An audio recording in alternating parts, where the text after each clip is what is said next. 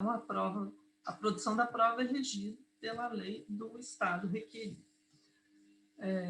Então, se ela foi licitamente produzida em outro Estado, ela não há que se questionar. É claro que existem diferenças culturais, diferenças de ordem jurídica, na medida em que mas não se pode querer que um parâmetro usado no Brasil seja usado em outro estado. Então, por exemplo, a quebra do sigilo bancário. Né? O estado de Nova York não exige autorização judicial para a quebra do sigilo bancário. Então, o Ministério Público eventualmente solicitou a quebra, né? Nos Estados Unidos ela foi concedida, foi autorizado o compartilhamento. Então, não há como agora, no Brasil, o réu dizer, não, mas eu sou brasileiro e a minha Constituição garante como direito fundamental a privacidade, e aqui eu tenho direito à intimidade, e meu sigilo só pode ser quebrado quando houver autorização judicial, mas isso é aqui, né? Lá, onde os valores estavam depositados, onde existe a conta bancária, não se exige isso, até porque a Constituição americana também garante o devido processo legal, também garante a privacidade, mas a situação é avaliada de outra forma, quer dizer, como é que se obtém ou não esse tipo de informação. Então, essa quebra é válida aqui no Brasil, porque foi produzida licitamente, né? Claro que tem a exceção de ordem pública, algumas outras situações, né?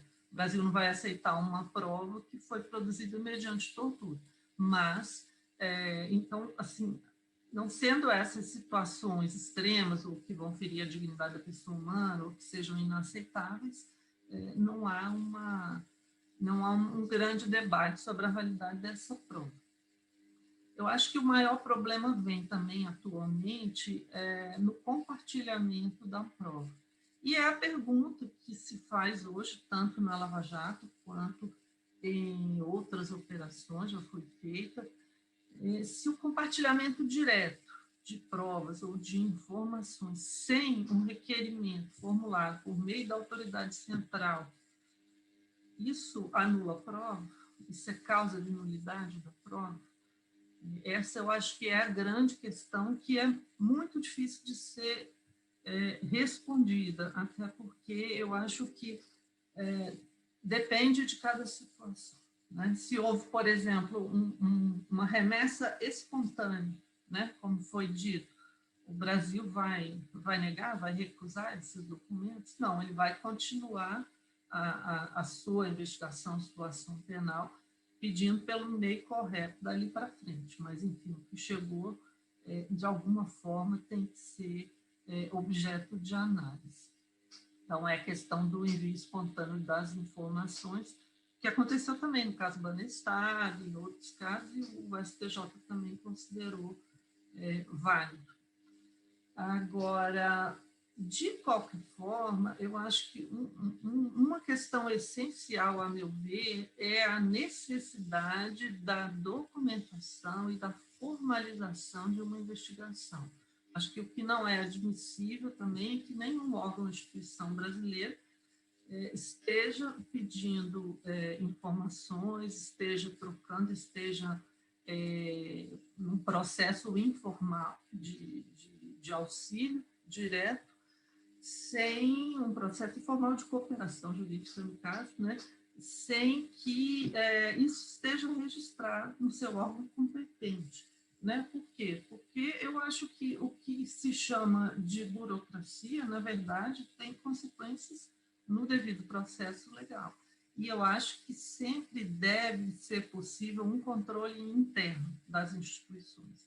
Então, se eventualmente um servidor público, no exercício de suas funções, né, ele não agiu de forma correta, ele não se preocupou em né, formalizar o mínimo e justificar, né, um mínimo, aquela investigação, tem que haver um controle interno, né, porque seria uma investigação sem justa causa, né?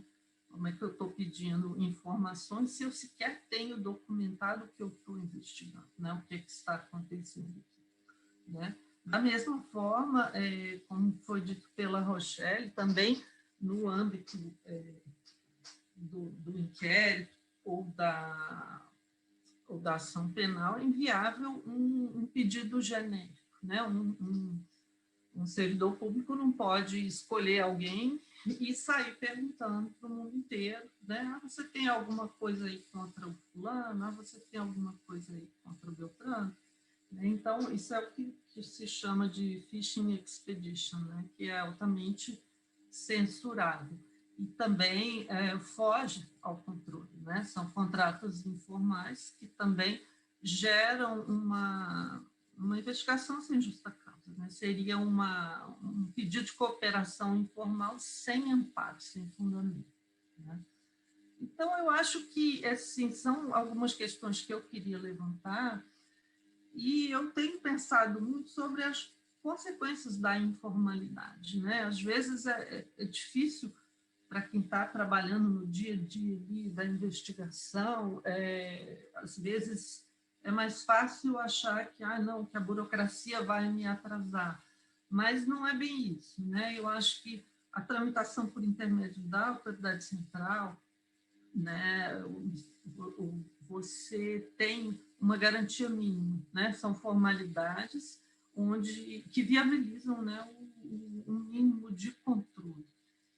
E, ao contrário de ser sem sentido, a meu ver, é uma garantia do cidadão, uma garantia do processo legal, devido processo legal. E lembrando que o processo, né, judicial tem dois lados, né? Tem a acusação, mas tem o réu, né? A gente não pode antecipadamente já achar que o réu é culpado, que o réu não tem nenhum interesse na forma como a prova foi produzida ou da forma como a prova ingressou no Brasil, né? Então, tudo isso tem que ser pensado em conjunto, né? Então, são dúvidas que eu compartilho com vocês e, enfim, solução não temos, né? Temos até decisões recentes assim mais generosas no que se refere à falta de formalidade, mas, às vezes, uma formalidade mínima, em especial, né, no âmbito da administração pública, ela é essencial para garantir o cidadão.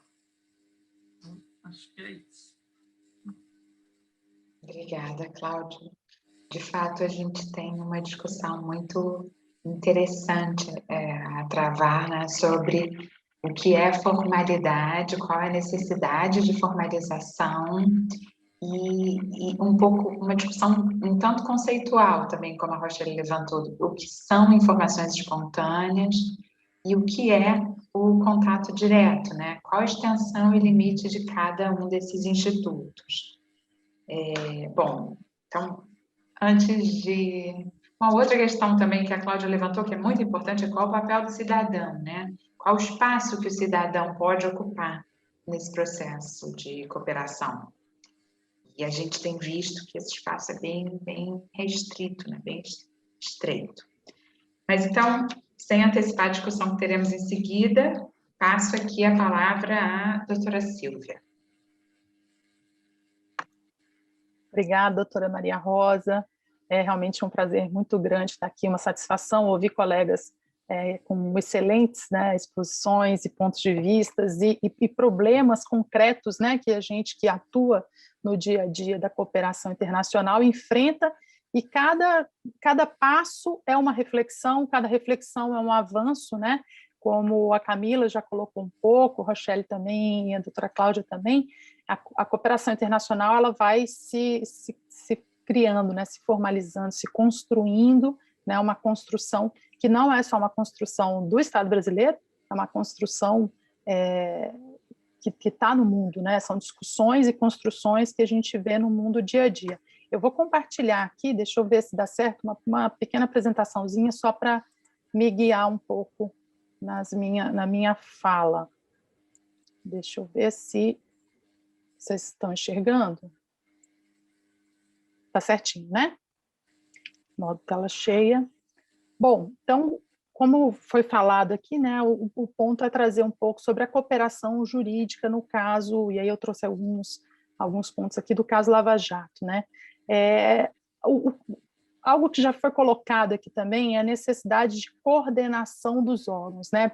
Nós sabemos que para fazer grandes investigações, e já foi falado aqui da necessidade de coordenar em casos de investigações que envolvem lavagem de dinheiros, crime transnacional, corrupção, é imprescindível que haja, primeiramente, uma coordenação dos órgãos no Brasil. E isso a gente viu de maneira muito forte, né, nesses últimos anos, uma atuação integrada, e aqui eu trouxe alguns dos órgãos, mas não somos os únicos, Ministério Público, a Polícia Federal, o COAF, alguns representados aqui, né, CGU, que a doutora Camila atuou, Receita Federal, Conselho Administrativo de Defesa, né, o CAD, e o DRCI, então, atua de uma maneira muito forte em dois eixos. A doutora Cláudia mencionou aí a Estratégia Nacional de Combate à Corrupção e Lavagem de Dinheiro, que foi criada justamente para que o Estado brasileiro pudesse ter essa coordenação interna para fazer frente a essa necessidade internacional, citado inicialmente aí pela doutora Camila, né? Então, o DRCI é a unidade que, além de ser a Unidade Central de Cooperação Jurídica Internacional, é também o órgão que coordena a Secretaria Executiva da INPA. Então, foi bem interessante lembrar disso. A cooperação internacional, como é que ela vai se dar, né? Aqui eu trago basicamente 3 grandes frentes de trabalho que os órgãos, né, nacionais trabalham em cooperação com o internacional. Então, a cooperação direta, a Rochelle citou aí uma parte dessa cooperação direta, que é feita pelas unidades de inteligência financeira. Certamente, a doutora Ana Mara vai citar mais um pouco aí, vai falar bastante, né, do trabalho que é feito ali pelo Ministério Público Federal. É um trabalho que é feito também pela Polícia Federal, enfim, e outros órgãos administrativos, a CGU também, enfim, os órgãos trabalham cooperando com outros órgãos, entidades e órgãos, né, fora do Brasil. E aí a gente tem a cooperação jurídica internacional, que já foi pincelada aí também, né, a necessidade para a internalização das provas, que haja a cooperação jurídica internacional.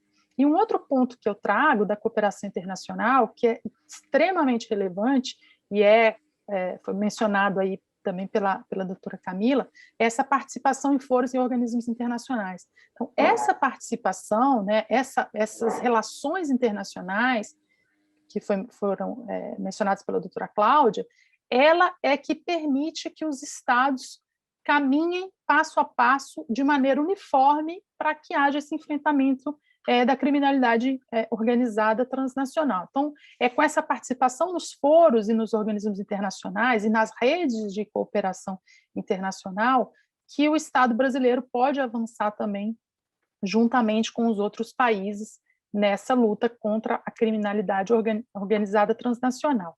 E é importante, já aproveitando o gancho aí de alguma forma para antecipar um pouco do que a Camila trouxe, é interessante ver que os passos que vão sendo dados vão sendo construídos e, a partir da experiência concreta, a gente pode ir aprimorando. Então, dentre as atribuições, o DRCI tem também a atribuição de auxiliar, né, trabalhar junto com o Ministério das Relações Exteriores na construção de acordos, tratados e na participação das discussões das convenções multilaterais. E o que nós temos procurado levar, né, o Estado brasileiro tem procurado levar, é ampliar essa cooperação internacional para outras esferas que não apenas a penal, né, como foi um tema tratado aí pela Camila, uma preocupação que a gente tem em ampliar essa cooperação. A cooperação direta, então, né, a gente fala de troca de informações, e aqui começa já um debate interessante. A Rochelle falou de informações de inteligência, né, e também de informações espontâneas. Eu acrescentaria aí uma outra questão, que são as informações de caráter administrativo. Então, a gente tem eu acho que é necessário aprofundar esse entendimento do que são